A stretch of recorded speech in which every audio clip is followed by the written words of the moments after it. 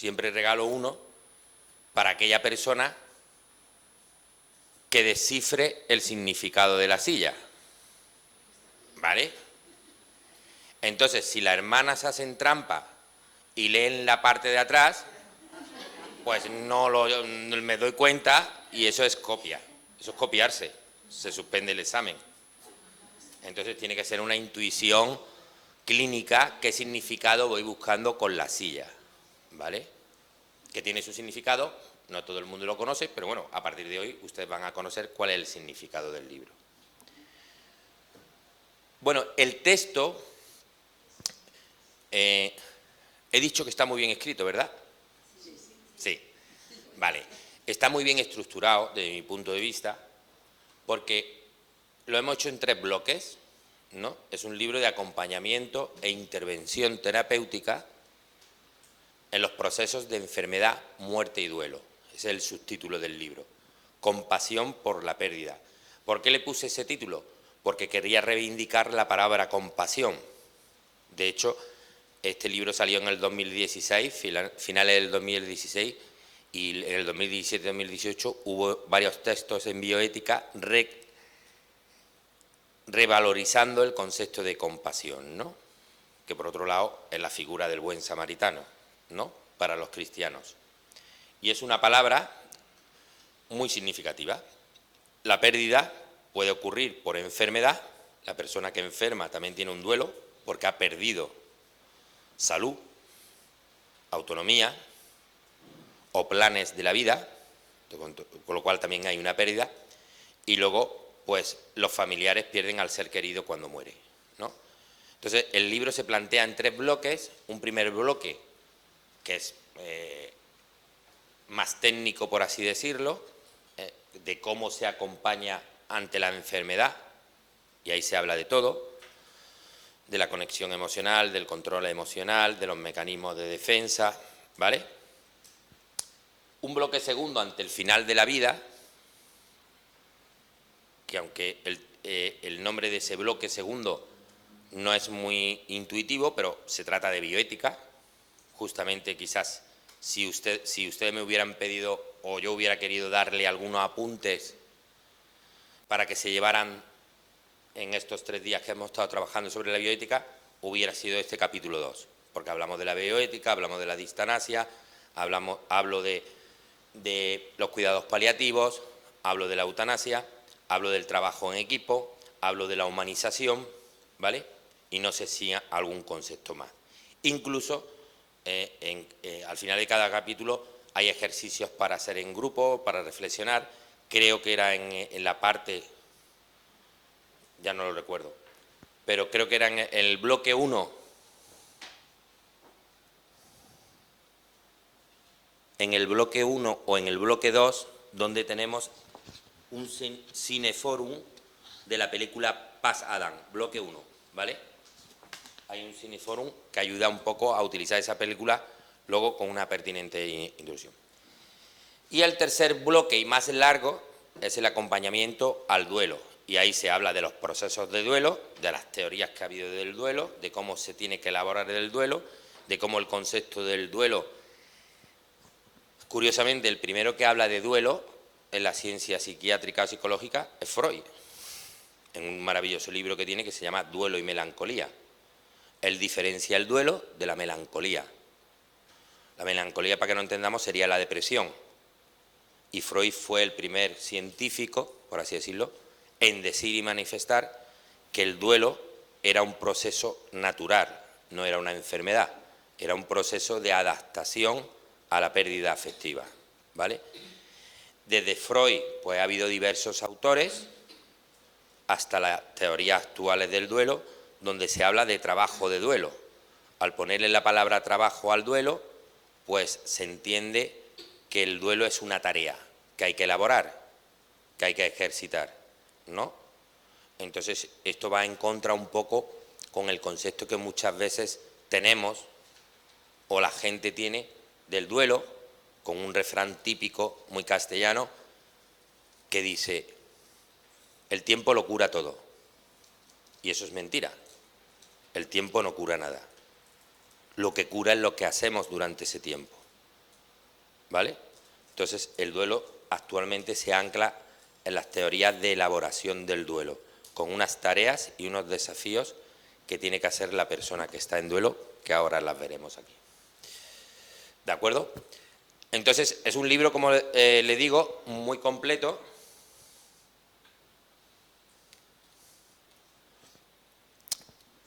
donde en todo el texto se ancla en que lo que realmente sufren la pérdida no son los cuerpos, haciendo un juego de palabras, sino las personas.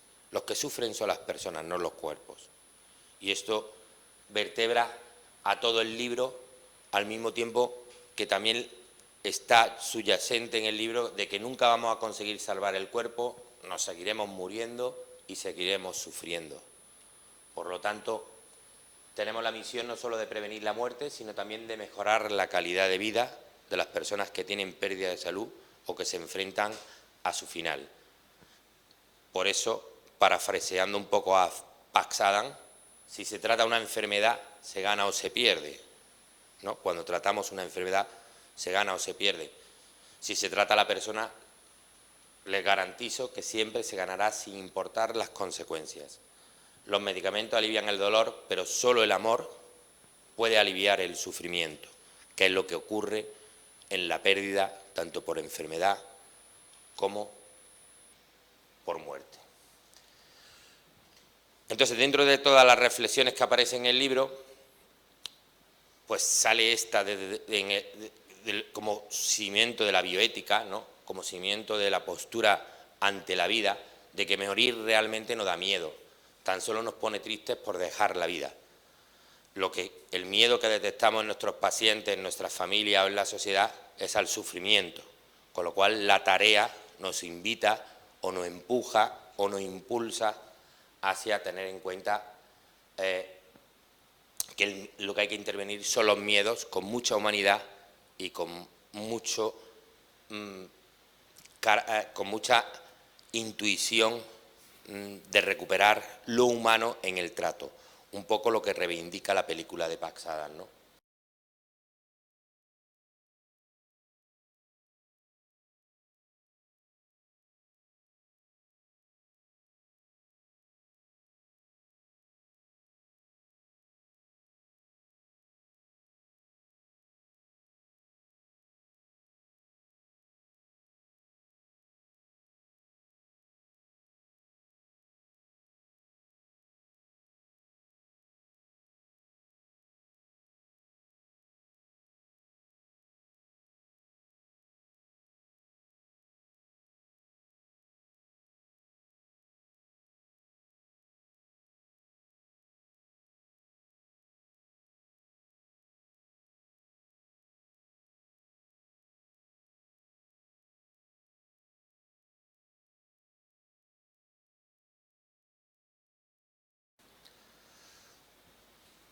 ¿Vale?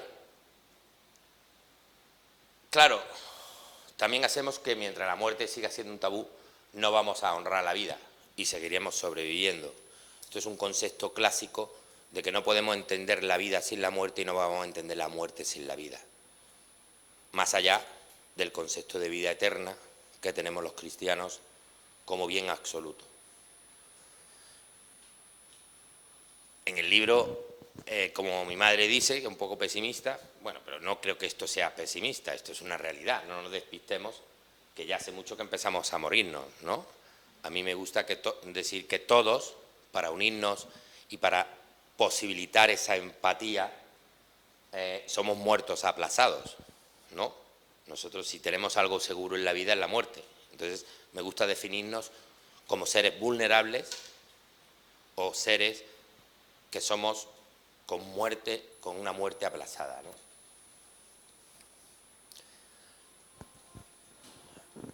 Y si lo pensamos bien, la peor de las tragedias no es la muerte. La peor de las tragedias es la despersonalización. Morir aislado, separado del consuelo humano que da el contacto de una mano amorosa y compasiva, ¿no? Eso es la peor tragedia que tenemos en el siglo XXI, el aislamiento y la muerte. en que la gente no muera en su casa, con sus cosas, con su familia, en que la propia familia no se atreva a entrar al enfermo agónico. Ese aislamiento es un plus de sufrimiento a la muerte, y que nosotros, con esta vocación tan carismática que tenéis, ¿no?, o tenemos, si me hacen o me permiten coger un cachito de su carisma, de alguna manera es nuestra misión de estar asistiendo para que la gente no esté sola en los procesos de enfermedad y en los procesos de muerte. Si puedes curar, cura; si no puedes curar, alivia; si no puedes aliviar, consuela. ¿De acuerdo? Entonces, realmente, otra reflexión que invita al libro y que ayuda al libro, porque el libro está escrito en un lenguaje, yo creo que el bloque 2, que es la bioética, en el cual pues me puedo sentir un poco más filosófico, como ustedes me han visto, o más novelista, es una lectura más agradable. El bloque 1 es una lectura más técnica, ¿no?, con esquemas, con cuadraditos y con cosas de estas, porque es un libro que pretendía ser académico, no un libro divulgativo, sino un libro que aporte a los profesionales o a las personas en sí. Entonces, por lo tanto, el bloque 1 es la parte que más académica lleva. El bloque 2 es un texto más agradable de leer, digamos, no es tan cansino, tan denso, y el bloque 3, que es el duelo, también está escrito en ese orden, ¿no?, en algo menos académico y más novelado, ¿vale? Y tenemos que conocer todas las técnicas, todas las teorías, pero al tocar un alma humana, lo importante es ser otra alma humana, ¿no? Y este mensaje se nos tiene que quedar clavado en el corazón.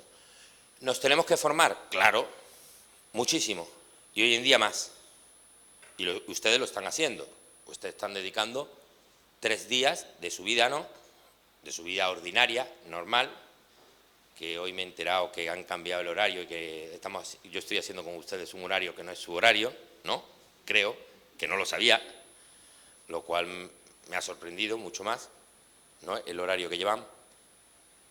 Pero lo realmente importante es que también tienen que dedicar tiempo a formarse. Es necesario. Tenemos que ser almas humanas con el humano sufriente. Tenemos que ser seres vulnerables con el vulnerable. Pero algo que yo he heredado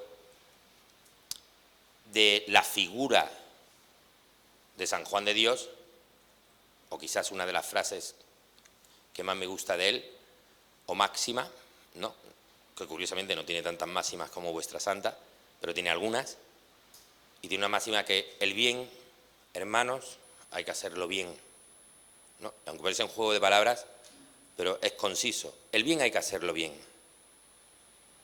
La intención volitiva, que es la voluntad de hacer el bien, tiene que estar presente, pero también la intención intelectiva, que es la sabiduría, el conocimiento y el saber hacer las cosas bien, ¿vale? Si no, muchas veces podemos intentar hacer el bien, pero lo podemos hacer mal, sin darnos cuenta, ¿no?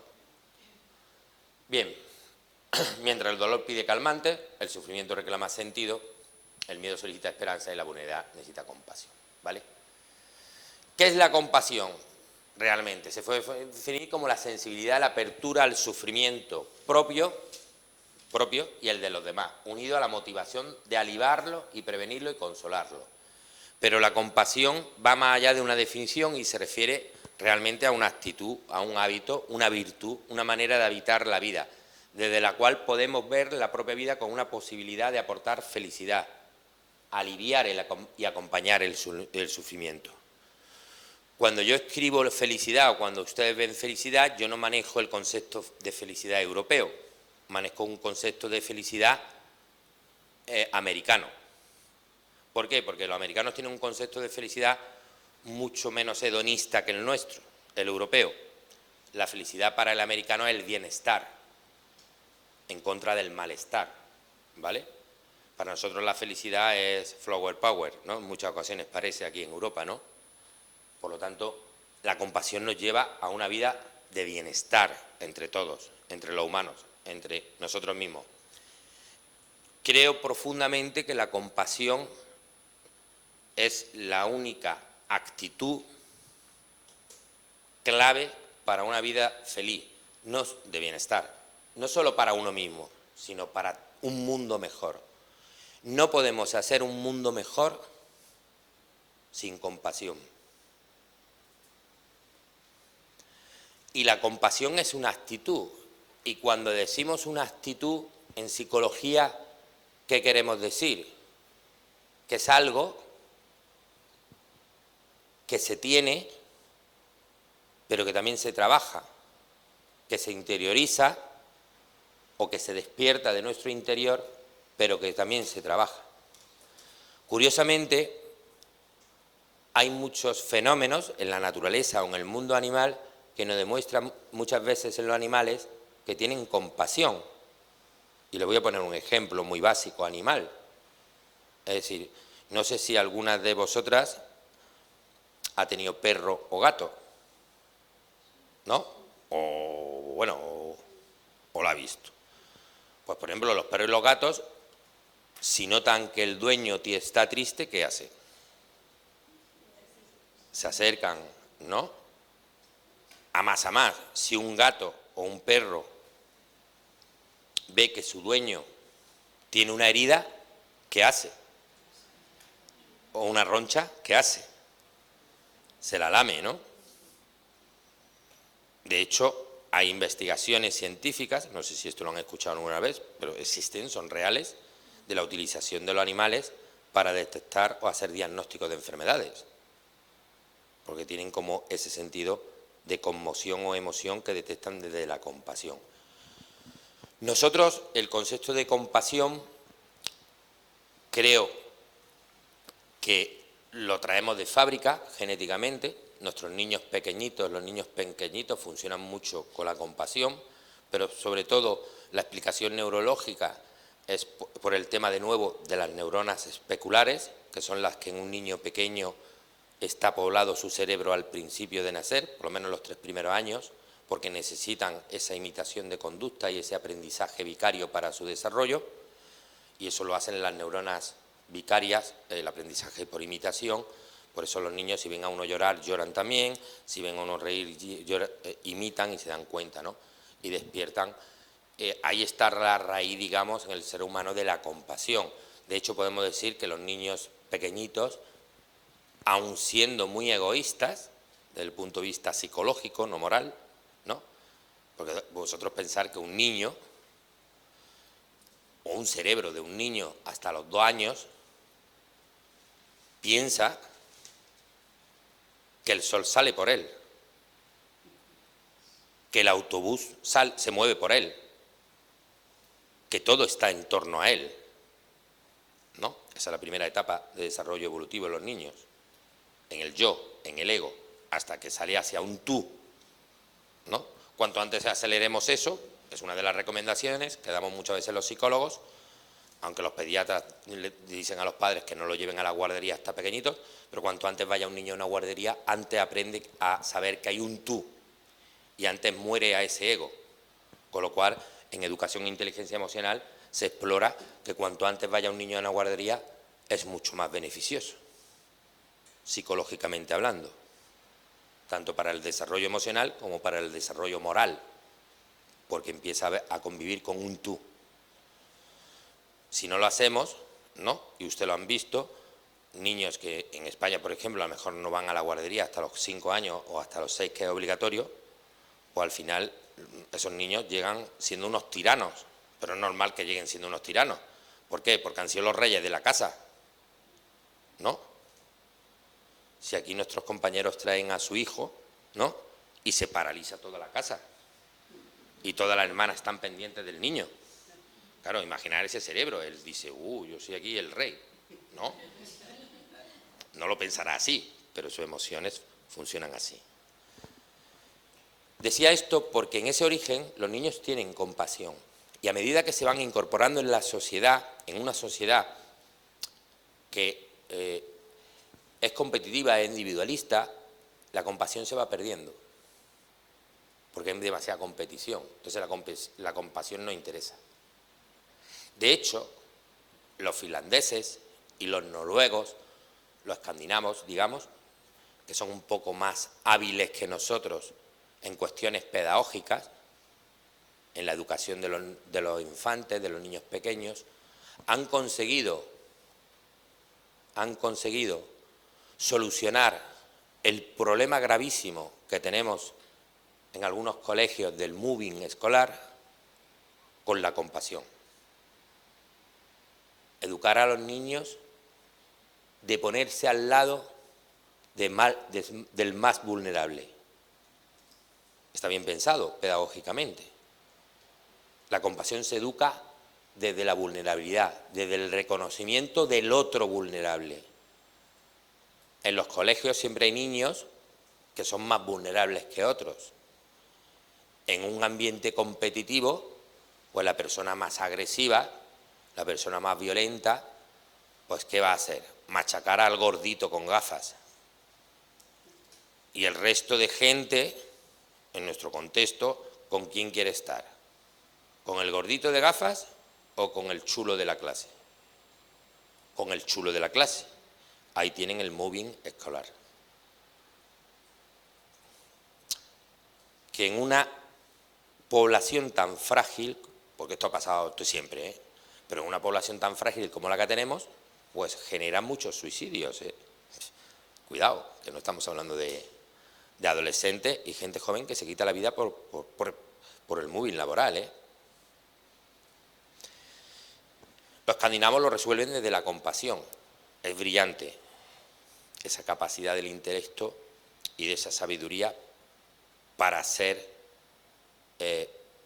proyectos psicopedagógicos en los cuales eduquemos a la población en la vulnerabilidad, para que le surja la compasión y para que los demás niños de la clase rodeen y acompañen al que está siendo brutalmente atacado. Nosotros eso no lo hacemos, nosotros hacemos campañas para marginar al chulo. Volvemos otra vez a la guerra y a la competición. Y ellos han descubierto, no vamos a hacer guerra. No nos vamos a compartir, no nos vamos a dejar llevar por la vibración emocional del chulo. No, vamos a coger a toda la clase y le vamos a enseñar compasión. Porque en la sociedad hay gente más vulnerable. Y ellos también son vulnerables. Y se apoyan dentro de eso. Es una manera de resolver el moving escolar. Bien. Pero la compasión es un comportamiento con el objetivo de eliminar, aliviar, consolar el sufrimiento, con tres componentes. Componente emocional, que es la conmoción, ya lo decíamos ayer, si no nos conmovemos no hay ética. Componente cognitivo, que es donde estaría la empatía y la simpatía, ¿no? Sentir con el otro, o ser consciente del contexto, o ser consciente de lo que significa para esa persona en esa edad tener un cáncer pancreático, ¿no? Nosotros no es ponernos en su sitio, eso es imposible, porque nosotros tenemos otras vivencias, tenemos otras experiencias, tenemos otra ideología, tenemos otras creencias que nos alteran la capacidad de ponernos de acuerdo. Por eso son estrategias cognitivas, tanto la empatía como la simpatía, ¿no? Aunque la simpatía tiene más connotaciones de feeling, pero ahí no nos vamos a enredar, porque es una selva. Y un conductual, que es el compromiso o la implicación. Es decir, hay un componente emocional, hay un componente cognitivo y hay un componente conductual, que es lo que realmente forma las actitudes. Las actitudes, cualquier actitud que queramos trabajar, en adolescentes, en adultos, en niños y en mayores, queremos implantar, cuando hacemos un programa de implantar actitudes, pues hablamos de esos componentes. Componente emocional, cognitivo y conductual. Importante, que lo he repetido varias veces, porque el lenguaje español es muy rico, no hay que confundir la compasión con la pena. La lástima, el menosprecio, la vergüenza, la inutilidad, la culpabilidad o la indignidad. No tiene nada que ver la compasión con eso, ¿no? Que muchas veces popularmente se puede caer en el error de confundir la compasión con la lástima. Son fenómenos diferentes y, como os dije en estos días, la lástima y la pena se sitúa por encima, mientras que la compasión está a nivel horizontal con el otro.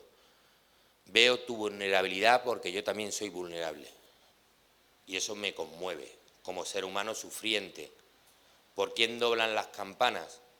Por ti y por mí, por toda la humanidad. Para desarrollar pasos para desarrollar la compasión viendo esos tres componentes, pues atención al sufrimiento, que es lo que genera la conmoción. Tenemos que estar en cuenta de atención al sufrimiento, entender el sufrimiento, que sería la empatía, entenderlo dentro del contexto y la subjetividad de la otra persona. Para nosotros a lo mejor no puede ser, no es un sufrimiento, y sentir el sufrimiento ajeno, que es la simpatía, ¿de acuerdo? Y cuarto punto, aliviar, paliar o consolar, compasión. Compasio, volvemos a la etimología de las palabras, compasos, pazos, en griego es pasión, ¿no? Compasio, acompañar en la pasión. En latín, compasio, acompañar en el sufrimiento. Esa es la etimología de la palabra. Con lo cual, qué curioso, ¿no? Cómo las palabras se van desgranando y van identificando incluso carismas, incluso actitudes asistenciales, ¿no? Esos son los pasos para desarrollar la compasión. Si se dan cuenta, muchas veces recuerdan esa frase, no sé si saldrá otra vez, porque yo me repito mucho en las frases que creo que son significativas, y que es una frase de Ortega y Gasset, ¿no? Entonces, que decía, oye, con la moral, el ser humano necesitamos la moral para corregir los excesos de los instintos naturales que tenemos. Necesitamos un orden, necesitamos una moral anclada en unos valores y una ética de lo que es bueno o de lo que es malo, o de lo que es justo o de lo que es injusto. ¿Me siguen? ¿Sí? Pero Ortega se añade, pero cuidado, necesitamos el amor para corregir los excesos de la moral, porque muchas veces la moral puede tener excesos. ¿Me siguen? Antes hablaba con Sor Patricia, ¿no? Un caso concreto, ¿no? Y mientras yo le contestaba, digo, ¿cuántas veces me he visto reflejado yo ahí, ¿no? Y quiero que reflexionemos sobre eso. Eso afecta sobre todo al primer punto para desarrollar la compasión, de atención al sufrimiento. Muchas veces, sin darnos cuenta, el día a día, lo cotidiano, las normas morales, las normas de funcionamiento de una institución, de un hospital, nos llevan a no poder escuchar al otro. Porque aquí la norma es esta, ¿no? Decía, no, en urgencias no damos recetas para psicofármacos. Esa es la norma, me parece una norma que tiene que tener su justificación intelectiva, su justificación argumental, incluso médica, sanitaria. Y me parece de acuerdo, y éticamente. Pero claro, si yo me anclo en la norma, dejo de captar el sufrimiento ajeno. ¿Me entienden? Esto lo tenemos que tener muy presente. Por lo menos a lo mejor se lo transmito yo porque ese es el examen de conciencia que yo me hago con mi trabajo, ¿no? Muchas veces el juicio, el prejuicio o las normas o lo que tiene que ser y lo que no tiene que ser, o mis creencias o mis valores, muchas veces me pervierten o me impiden escuchar al otro. A más, generar conmoción, conectar con el otro. Porque si el otro viene demandándome una cosa que por norma o por moral no se la puedo dar, si mi respuesta es no te lo puedo dar, ya no hay conexión posible. Lo que hay es guerra, ¿no? Lo que va a haber es conflicto, porque el otro va a protestar, porque el otro te va a pedir la hoja de reclamaciones, porque tú encima te vas a poner más rígido, más quiero tener la razón, ¿no? Y en estas cuestiones del amor, de la caridad, la razón no sirve de nada. La compasión es la respuesta. La caridad, que es una virtud teologal, sobrenatural, es la que tenemos que solicitar realmente. El amor de la caridad, para que nos quite todos esos filtros morales a veces, o moralistas, o de normas, que nos separan del otro, sufriente o vulnerable. Con esto no estoy diciendo que relativicemos, no me entiendan mal. Con esto no estoy diciendo que le demos al otro lo que pida por esa boquita, no. Con esto estoy diciendo que sepamos atender al otro. Y que nos lo ganemos desde la conexión y vamos a conseguir lo mismo, pero sin guerra, sin fricciones, sin desgaste. Lo vamos a conseguir igualmente. ¿Me he explicado ese punto?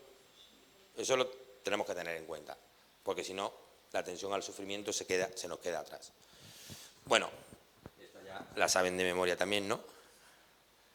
La frase completa también la saben de memoria. Cuando nuestro miedo se acerca al dolor ajeno, se convierte... No, cuando nuestro... ¿Cómo era?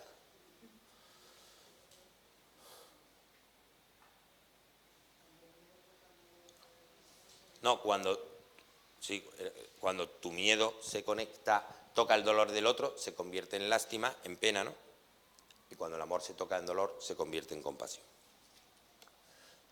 Por eso, bueno, esto lo vamos a ver mañana, con lo cual lo paso rápido.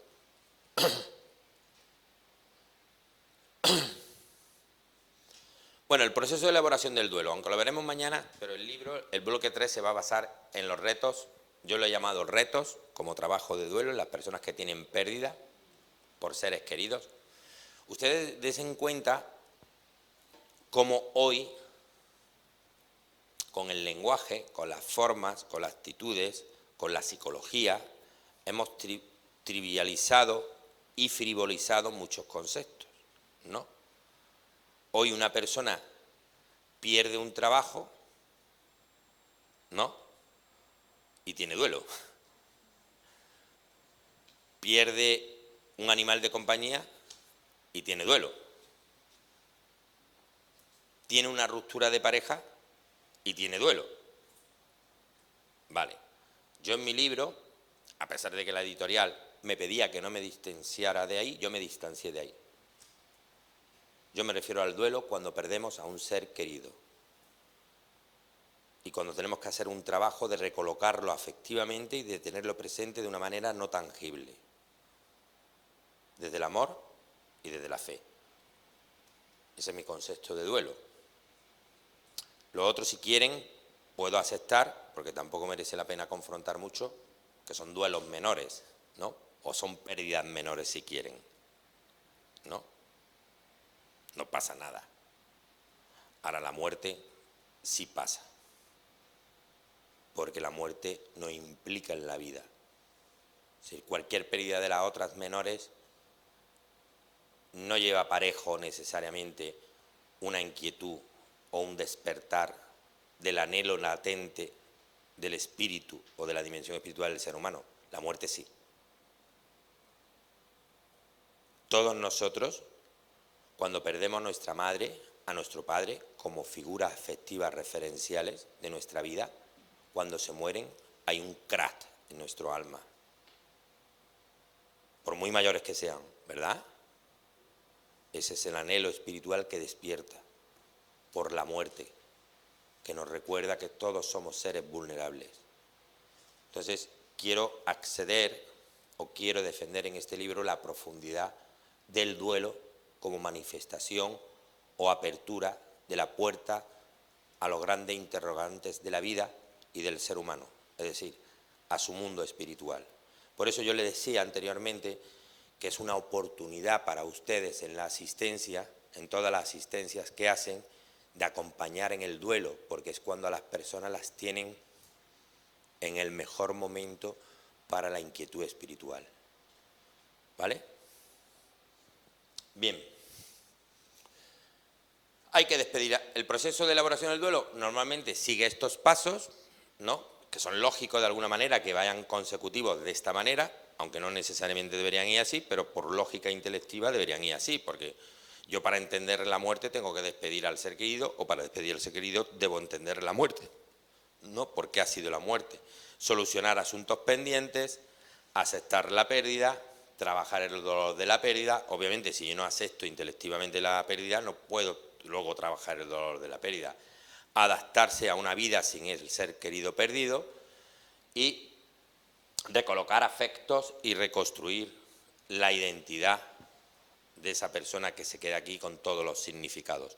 Porque la muerte, como decía, es una transformación o es una apertura espiritual que reconstruye los significados, las creencias y el mundo espiritual de la persona que se queda aquí. Como regla mnemotécnica, yo he llamado un proceso de duelo que denomino desatar, ¿no? Si ven un poco la regla mnemotécnica de utilizar para que se me quedara a mí grabado o a los que lo lean, que en un proceso de duelo es necesario desatar. La D corresponde a despedir, la E a entender, la S a solucionar, la A a aceptar, la T a trabajar, la A a adaptarse y a recolocar y reconstruir la pérdida. Vale. ¿Alguna duda sobre esto o sobre alguno de los pasos estos de duelo que no entiendan o yo no me haya explicado bien? Hermanas, ¿saben lo que significan todos los procesos de duelo? Cada paso.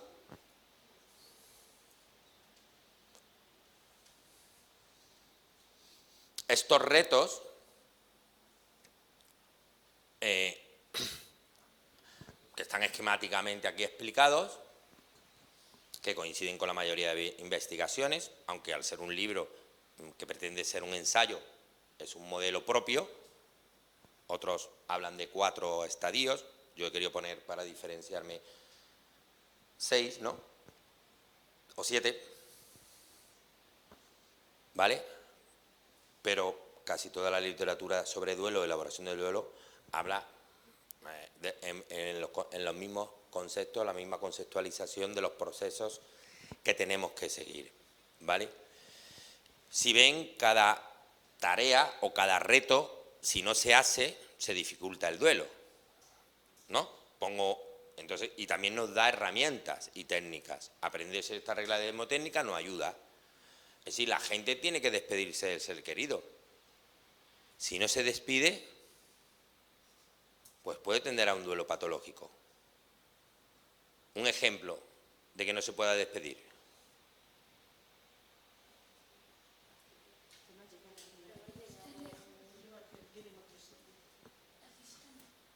Un accidente de tráfico, ¿no?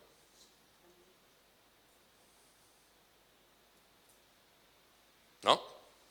Un accidente de tráfico, y habíamos quedado para cenar y ya no está. Se ha ido sin que le diga que lo quiero. O se ha ido sin que le diga que es un pesado. ¿No? Despedir también incluye ver al muerto.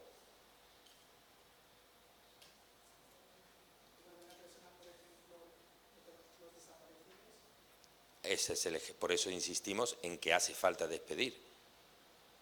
La madre, el padre, la esposa, el esposo que pierde a un ser querido y no se encuentra el cuerpo, ¿no?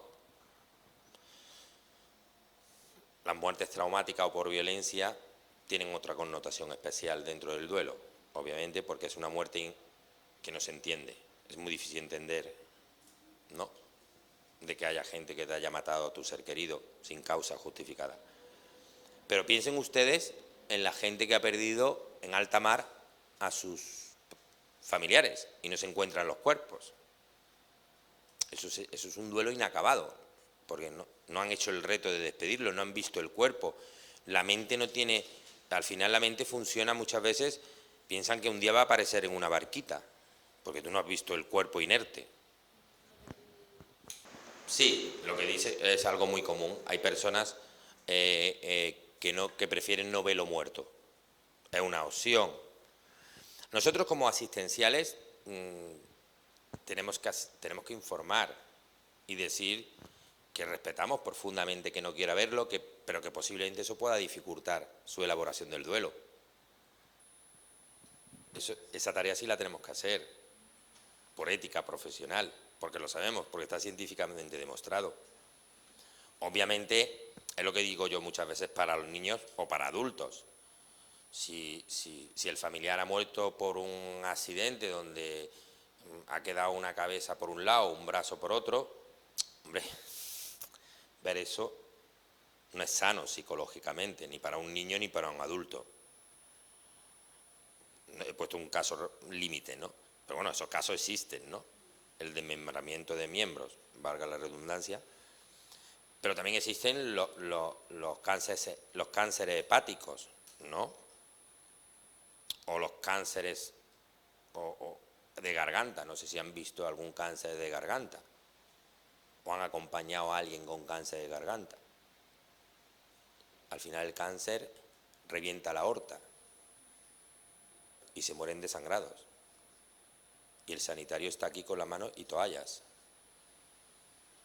Entonces el familiar, si ve eso, es un sufrimiento inútil. El sanitario es su profesión, pero el familiar es un sufrimiento inútil. Quizás sea más humano, una vez fallecido, salvo que el familiar quiera estar presente,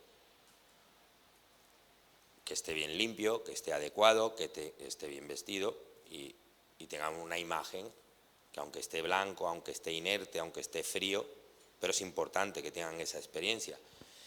Al final, esos familiares que no lo quieren ver al muerto no deja de ser un mecanismo de defensa de huida de la muerte, que era lo que decíamos ayer, la muerte denegada, el inconsciente que dice, no, yo quiero tener la excusa, quiero tener el recuerdo de cuando estaba vivo. Sí, pero estás huyendo de la muerte, de lo inerte, de no tener constancia. Qué diferente eso, ¿verdad? Sobre todo, bueno, ustedes es que tienen el carisma, obviamente, pero qué diferente, lo digo por las personas mayores, ¿no? Porque mi madre, por ejemplo, que tiene 86 años, ha amortajado a su madre y ha amortajado a su abuela. Eso ya no lo hacemos nosotros, ¿a que no? No tenemos contacto con la muerte. Nuestros mayores, desde pequeñitos, han visto con 11 años, 12 años a su abuela muerta en casa. Y no han crecido con patología, ¿que no? Han incorporado la muerte de manera natural, ¿no? Entonces, mira, hay una máxima en el acompañamiento a la muerte, y que mañana insistiré mucho en el acompañar a la enfermedad. Por mucho que nosotros lo tengamos claro, el objetivo no es que la persona acepte la muerte. No nos liemos. El objetivo es acompañar a la persona en su proceso de morir. ¿Ven la diferencia? Entonces la gente tiene que morir a su modo, éticamente a su modo y con sus mecanismos de defensa. Es clásico en tanatología, que es la ciencia que estudia la muerte, decir que cada uno muere como ha vivido, ¿no? Y eso hay que entenderlo también.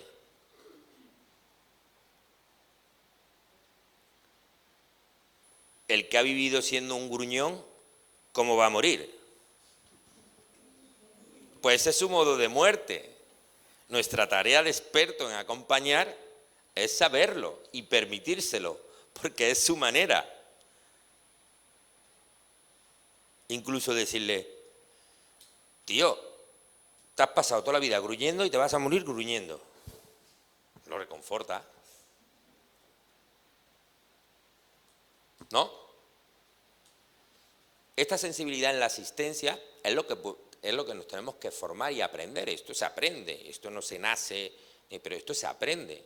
Porque al final son técnicas que por vicio o por dificultad o por costumbre no hacemos, pero que hay que tenerla en cuenta. Ustedes dense en cuenta, le voy a poner un ejemplo de esto. Dense en cuenta como todos se nos llena la boca hablando de la dignidad de la persona, ¿no? Todo. ¿A que no? Nadie pone en cuestión la dignidad, ¿a que no? ¿No? ¿O hay alguien que ponga aquí la dignidad por llevarme la contraria? No. Nadie ponemos en cuestión eso. Pero sin darnos cuenta, a muchos de nuestros enfermos le quitamos la dignidad. Sin darnos cuenta, porque no creo que lo hagan intencionadamente. ¿Cuándo? Cuando lo infantilizamos.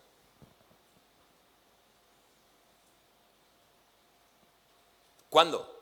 Cuando le decimos, Usted era carpintero. Era, en pasado. Le hemos quitado la dignidad. Hay muchas personas, sobre todo varones, que se identifican con su rol laboral. Usted tiene 90 años.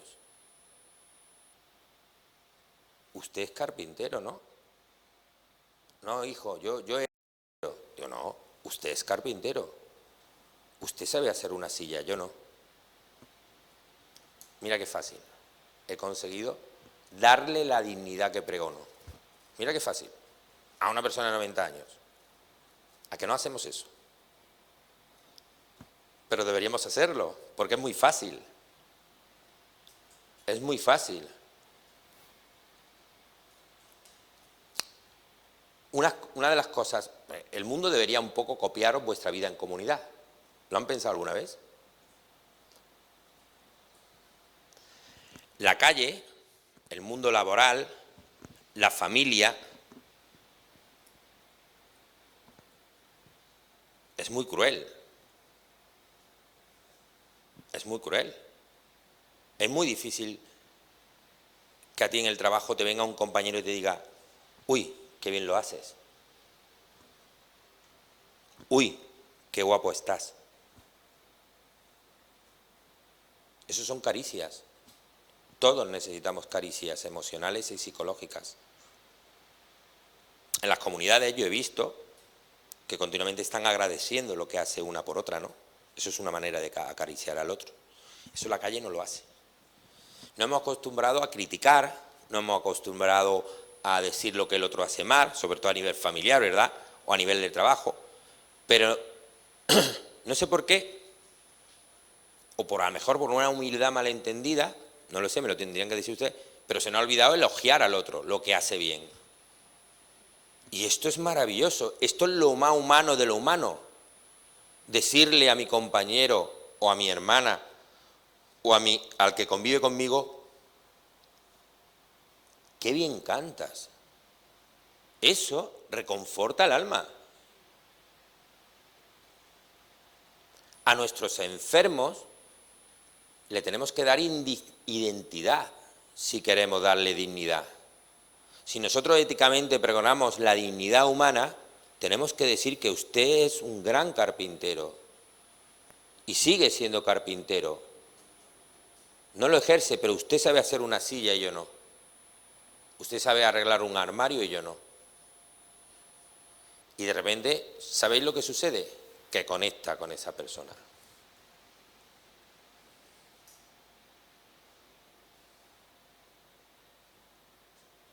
Muchas veces te pueden llamar a una asistencia y tú tienes una persona,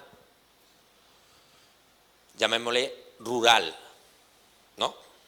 Una persona, un agricultor, ¿no?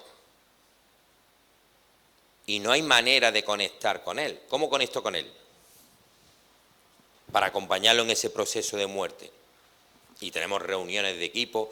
Hay que ver a esta persona que está bloqueada, que no habla de lo que siente, que no habla de lo que le está pasando. Vale. Eso está muy bien. Pero esa no es tu tarea, describir la situación. Tu tarea es intervenir y asistir. ¿Cómo conecto con un agricultor? Hablando del campo. Oye, vamos, Gumersindo, ¿y las patatas cómo se plantan? Porque es que a mí me encantan las patatas. Pues mira, las patatas, ya has conectado. ¿Os se dan cuenta qué fácil es conectar? Pasadan lo muestra en la película. Lo que pasa es que he cortado yo el trozo, pero bueno, el trozo que sale de la persona esa que le ponen una pistola era porque era un aficionado a los safaris y tiene que conectar. ¿Cómo conecto con él? Con su deseo, con su sueño, con su identidad, con lo que le gusta, con lo que ha hecho en su vida. Pues hago animales de globito y le invento un safari y ya conecto con él. Entonces, no olviden en la asistencia el prepararse para ir al mundo del otro si queremos acompañarlo. Y para eso necesitamos la conmoción, para eso necesitamos conectar. Y conectar con el otro es mucho más fácil de lo que parece. No hay que saber grandes teorías, lo que hay que tener sensibilidad. Pues con un agricultor, ¿cómo voy a conectar? Hablando de agricultura. Y ese hablar de agricultura me va a llevar a hablar de temas de sentimientos.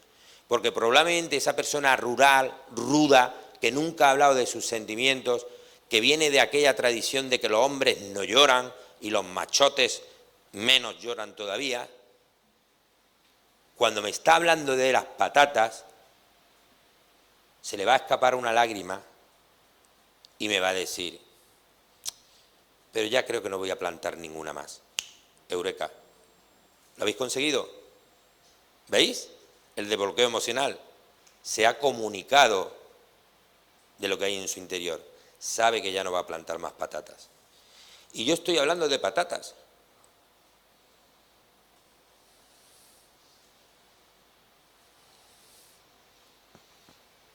¿Me siguen estas estrategias? Y es fácil.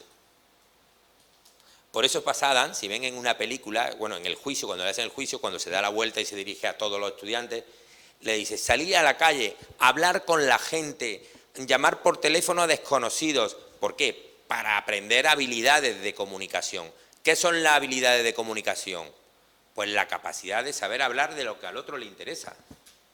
Si hablo de lo que a mí me interesa, no estoy conectando ni es comunicación, es monólogo. Pero si yo hago una asistencia, me interesa el mundo del otro y tengo que conectar con el mundo del otro. Y hablando de las patatas me va a expresar su sufrimiento emocional. Y yo he hecho mi tarea asistencial brillantemente, pero no brillantemente, la he hecho desde la caridad y desde la ética. Porque he posibilitado que esa persona tenga un espacio para las lágrimas, tenga un espacio para poder expresarse a su modo de lo que la atormenta en su interior. Y esto desde mi punto de vista es lo que a mí me apasiona del acompañamiento de la muerte y de la enfermedad, a mí como persona o como psicólogo. Es lo que me entusiasma, lo que me genera una posesión divina, no diabólica, divina, ¿no? Estoy poseído cuando observo que tenemos herramientas y que nuestras manos, nuestro contacto, nuestro lenguaje, nuestra comunicación pueden ser herramientas para el otro, para una muerte más plácida, más en paz, aunque lo haga gruñonamente, ¿de acuerdo? Por lo tanto, todos esos procesos, todos esos retos realmente pues nos dan un montón de ideas de cómo acompañar, tanto en la enfermedad como en el duelo a la enfermedad. Hay que permitirle la despedida, la gente tiene que entender la muerte, ¿no? Entonces muchas veces la ayuda al reto del duelo, algo tan sencillo como decirle, su padre ha muerto, vale, pero ¿de qué ha muerto? Pues de una parada cardiorrespiratoria, vale. ¿Y qué es una parada cardiorrespiratoria? Díselo eso a un agricultor que entiende por parada, ¿sabes? Pues nosotros tenemos que, en la asistencia, tenemos que facilitar que el otro entienda por qué se acaba la muerte y cuál es el proceso. Pues mira, pues has tenido una sepsis, claro, hay algo en psicología que se utiliza, o que yo suelo utilizar mucho y que es muy efectiva, y que yo creo que los médicos también deberían hacerlo, y lo que asistimos sanitariamente, que es lo que se llama la técnica de utilizar el lenguaje del otro. ¿Me explico? Porque normalmente los sanitarios, ¿qué hacemos? Mire, su padre tiene una sepsis y probablemente eso le va a provocar una parada cardiorrespiratoria. Y el otro, ¿no? Claro, y sale la pobre mujer que está casada con el hombre que tiene ahí y llama temblando a su hijo. No, es que me ha dicho el médico que papá tiene una pexi y que la pexi va a explotarle. Y el médico con su corbata, con su bata, qué bien lo ha hecho. ¿Por qué? Porque ha utilizado tecnicismos. ¿Para qué sirven los tecnicismos? ¿Para qué sirven? ¿Para qué sirve un lenguaje? Si el lenguaje... Mire, señora, ¿sabe lo que le pasa a su marido? Que tiene una infección que no se la podemos quitar.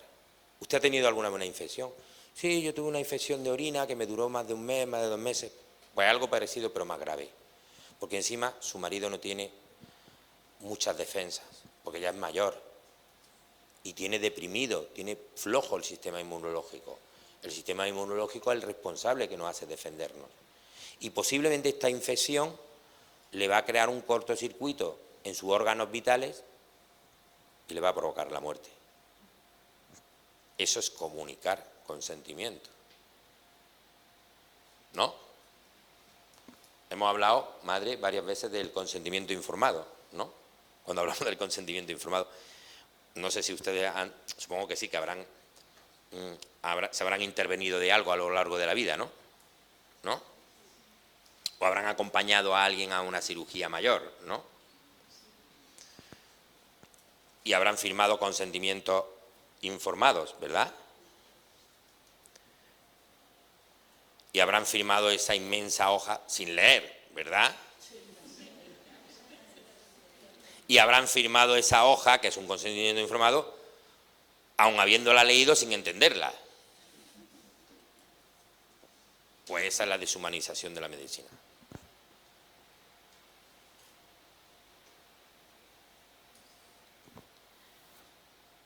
Hacemos leyes, hacemos no, protocolos, consentimiento informado, no sé qué, le vamos a dar quimio, que un consentimiento informado, 3 folios, con la letra A9, la letra 9, que yo no la vería ya porque necesito gafas, es decir, y que encima, si a mí me han diagnosticado que tengo un cáncer de pulmón por ser fumador, pues ya, ¿tú crees que yo voy a tener ganas de leer 2 folios en letra tamaño 9? Yo firmo ahí lo que usted me diga, yo estoy entregadito al médico, es decir, ¿qué hay que firmar? Aquí firmo. ¿No? Entonces, nosotros humanizar o evangelizar el mundo sanitario, el mundo de los enfermos y el mundo de los vulnerables es saber comunicarse con ellos desde la compasión, desde la emoción, utilizando su lenguaje. No necesitamos palabras técnicas ni eso para entendernos nosotros y todo eso, ¿no? Claro. Ustedes, imagínense que ustedes quieren aplicar todo lo que han aprendido aquí y mañana llegan a una casa y le dicen a los familiares, no, es que con su familiar se está practicando una distanasia. Claro, las familias, como quieren muchísimo las familias, se quedan calladas, pero cuando ustedes se vayan dirán, las monjas estas se drogan, ¿no? Porque esta palabra, distanasia, ¿qué ha querido decir? Y lo peor que hace, se meten en Google, ¿no? Y lo miran, y lo googlean, se meten inmediatamente a ver qué me ha dicho, ¿no? Pues eso se puede evitar. Es bueno que vosotros en su formación y en su labor asistencial colocaran las palabras técnicas de la bibliografía científica, por eso se la ofrezco yo. Pero con el pueblo hay que utilizar su lenguaje. Eso nos va a hacer conectar, ¿no? Ustedes den cuenta que normalmente cuando una ciudad, no sé, como Bilbao, la gente, o las ciudades que estén cada una de vosotras, cuando se habla de un buen médico, analicen por qué es buen médico. No porque técnicamente sea muy bueno, sino porque la persona acoge, comunica bien, se explica, me dedica tiempo, me da espacio, me resuelve todas las dudas, me lo explica todo muy bien. ¡Uy, qué buen médico! Este médico es muy bueno. Y a lo mejor el pobre mío se pone a operar un apendicitis con una mano temblorosa. Que puede ser, pero eso no es lo importante. Lo importante es lo humano. Esa es nuestra reivindicación y la que tenemos que hacer desde la asistencia, ¿de acuerdo? Con lo cual, los retos hay que llevarlos a cabo. Bueno, estos son recursos para el duelo. No le pidas a una persona en duelo que sea fuerte cuando no lo puede ser. No le aconsejes que no llore porque las lágrimas son parte del dolor. No compares su pérdida con otra porque cada duelo es único y personal. No le empujes a que contenga sus emociones porque sería agregarle más carga. Acompañar en el dolor no significa darle ánimo para quitarle su pena. El silencio muchas veces es tocar con respeto el alma de que está sufriendo. ¿No? Si se dan cuenta, todos, y sálgase el que pueda, como siempre digo, pero muchas veces todos, cuando vemos a una persona llorando, ¿qué le decimos? Venga, no llores más, que ya verás cómo se arregla todo. Lo hacemos todos, lo hago yo, con todo, habiendo escrito un libro. magnífico el libro, por cierto, díganlo por ahí. Habiendo escrito ese libro, yo lo hago. ¿Por qué? Porque a mí ver llorar a una persona que quiero me causa dolor y no quiero eso desde el ego. Pero si me sitúo en la caridad, en el amor, entiendo que esa persona necesita un espacio para las lágrimas. Y yo tengo que ser la herramienta, por muy incómodo que se sienta mi ego, para darle ese espacio. ¿Cómo le vamos a decir a una persona que se siente débil, que se siente vulnerable, porque ha perdido el cabeza de familia, le ha dejado 4 hijos pequeños, sé fuerte? ¿Para qué sirve eso? Eso no consuela. Consuela mucho más el abrazo, consuela mucho más el silencio, consuela mucho más la mirada y crear ese espacio para las lágrimas. ¿De acuerdo? Bueno, son recursos de este texto, me encanta. El otro texto lo conocerán, ¿no? Aparece en el libro La muerte no es nada, de San Agustín. Creo que aparece al final del libro, ¿vale? No lo voy a leer. Aquella vida que nos engendró depende de nuestra vida para morir en paz. Esto es algo que también hay una labor reivindicativa desde nuestro carisma, desde nuestra labor asistencial, desde la evangelización, desde el ser humano más profundo, anclado en el amor y en la caridad, en una sociedad que está abandonando a sus mayores, ¿verdad? Que estamos todos abandonando a nuestros padres, a la intemperie de su vejez, de su vulnerabilidad. Aquella vida que nos engendró depende de nuestra vida para morir en paz. Todo hijo es el padre de la muerte de su padre. Tal vez la vejez del padre y de la madre es curiosamente nuestra última enseñanza.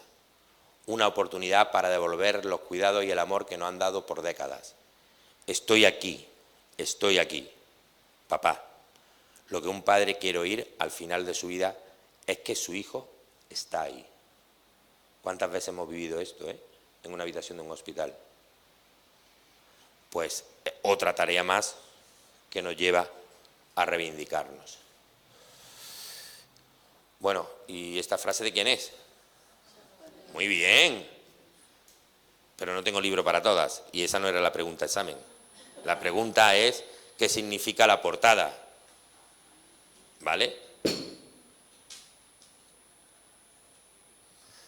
Elizabeth Kubler-Ross también nos deja esta maravillosa reflexión: es importante que hagáis lo que en verdad os importe, solo así podréis bendecir la vida cuando la muerte esté cerca. Bueno, 5 grandes arrepentimientos de los moribundos. No nos vamos a parar aquí más, pero ya lo habrán leído, lo habrán visto, porque esto procede de investigación de una enfermera europea que investiga de qué se arrepiente la gente. Normalmente, si ven, de los 5 arrepentimientos, 3 de ellos tienen que ver con el amor, la familia y los seres queridos, ¿no? Vale, esto es otra persona que falleció, Enseñanza a los moribundos. Esto lo pongo porque el libro también habla de esto, pero no nos vamos a parar en eso. ¿De acuerdo? Desatender la muerte es no entender la vida, y solo explicaremos la vida conocida la muerte, ¿no? Este es el intríngulis y la dimensión espiritual de la muerte y del proceso de muerte. Por lo tanto, estas son frases de marketing para vender más libros, simplemente, tampoco tiene mucha mayor importancia, pero como una presentación.